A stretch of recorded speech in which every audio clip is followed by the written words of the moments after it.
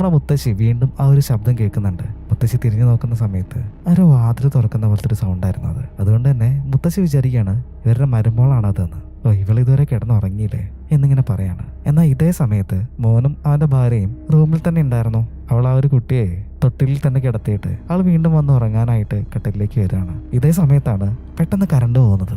അങ്ങനെ രണ്ടുപേരും പേടിച്ചിട്ട് ചുറ്റും നോക്കുന്ന സമയത്ത് തൊട്ടിലിനരികിലായിട്ട് ഒരു സ്ത്രീയുടെ രൂപം കാണുന്നുണ്ട്. ആ ഒരു രൂപം ഈ ഒരു കുട്ടിയെ കയ്യിലെടുത്ത് അതിനെങ്ങനെ നോക്കി നിൽക്കുകയാണ്. ഇത് കണ്ടു കഴിഞ്ഞപ്പോൾ ഇവർക്ക് രണ്ടുപേർക്കും പേടിയായി. ഇയാളിപ്പോ അലറി വിളിക്കുന്നുണ്ട്, നീ ആരാണ്, എന്തിനാണ് ഇവിടെ വന്നതെന്നൊക്കെ ചോദിച്ചിട്ട്. പക്ഷെ ആ ഒരു രൂപം ഇപ്പൊ അവന്റെ നേരെ നോക്കുന്നുണ്ട്. ആ രൂപം നോക്കി അതേ സമയത്ത് തന്നെ അവന്റെ കണ്ണൊക്കെ എന്തോ ഒരു പോലെ ആയി, മുഖത്ത് ഞരമ്പുകളൊക്കെ ഇങ്ങനെ തെളിഞ്ഞു വരികയാണ്. നമ്മുടെ മുത്തശ്ശി മെല്ലെ പോയിട്ട് ഒരു മെഴുകുതിരി കത്തിച്ച് ഇങ്ങനെ നോക്കുകയാണ്. അതേ സമയത്ത് ആ ഒരു രൂപം അങ്ങോട്ടേക്ക് വരുന്നുണ്ട്. അപ്പൊ മുത്തശ്ശി വിചാരിക്കുന്നുണ്ട് ഇതവരുടെ മരുമോളാണെന്ന് വിചാരിച്ചിട്ടാണ് നോക്കുന്നത്. പക്ഷെ ശ്രദ്ധിച്ച് നോക്കിയപ്പോഴാണ് അവർക്ക് മനസ്സിലായത് ഇതവരുടെ മരുമോളല്ലാന്ന്. അതുകൊണ്ട് തന്നെ ആ ഒരു രൂപത്തോട് അവർ ചോദിക്കുന്നുണ്ട്, നിങ്ങൾ എന്റെ ചെറുമകളെ എങ്ങോട്ടാ കൊണ്ടുപോകുന്നതെന്ന് ചോദിക്കുന്നുണ്ട്. ആ ഒരു രൂപത്തിന് ഒരു അനക്കം ഉണ്ടായിരുന്നില്ല. അവര് ആ ഒരു കുട്ടിയെ നോക്കി അങ്ങനെ തന്നെ നിൽക്കുകയാണ്. ഇതേ സമയത്ത് നമ്മുടെ മുത്തശ്ശി വീണ്ടും ചോദിക്കുകയാണ്. അതുകൂടി കേട്ട് കഴിഞ്ഞപ്പം ആ രൂപം കണ്ണൊക്കെ മാറി നേരെ മുത്തശ്ശിയുടെ മുഖത്തേക്ക് നോക്കുകയാണ്. മുത്തശ്ശിയുടെ നേരെ പാഞ്ഞൊരു വരവ് വരുന്നുണ്ട്. ഇത് കണ്ടിട്ട് മുത്തശ്ശി പേടിച്ച് നിലത്തേക്ക് വീണുപോയി. അവരവിടെ വീണ് കിടന്ന് നോക്കുമ്പോഴാണ് അവരുടെ മകനും മരുമകളും അവിടെ മരിച്ചു കിടക്കുന്നത് കാണുന്നത്. മുത്തശ്ശി ഉറക്കെ കരയാണ്. അവിടുന്ന് സീൻ കേട്ടിട്ടുണ്ടെങ്കിൽ നമ്മളിപ്പോ കാണുന്നത് ഒരു കാട്ടിക്കൂടെ അതിവേഗത്തിൽ ഓടി വരുന്ന ഒരു പെൺകുട്ടിയാണ്. അവളുടെ കയ്യിൽ എന്തോ ഒരു സാധനമുണ്ട്. അവള് ആ ഒരു കാട്ടിക്കൂടെ എങ്ങനെ ഓടി വരികയാണ്. അങ്ങനെ അവള് പോയി ഒരു മെയിൻ റോഡിലേക്ക് കയറുന്നുണ്ട്. ഇതേ സമയത്ത് അങ്ങോട്ട് പാഞ്ഞു വന്ന ഒരു വണ്ടി ആ ഒരു കുട്ടി ഇടിച്ചിടുകയാണ്. ആ ഒരു വണ്ടിക്കാരൻ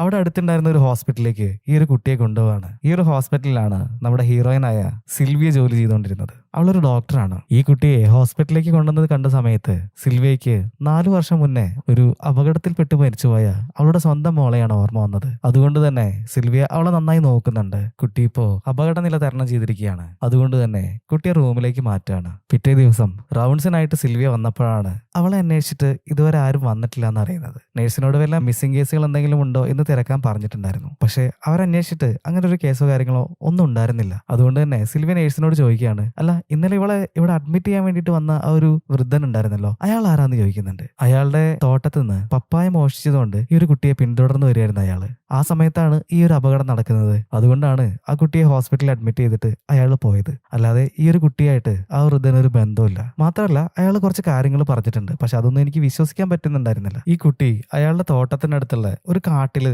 തനിച്ചാണ്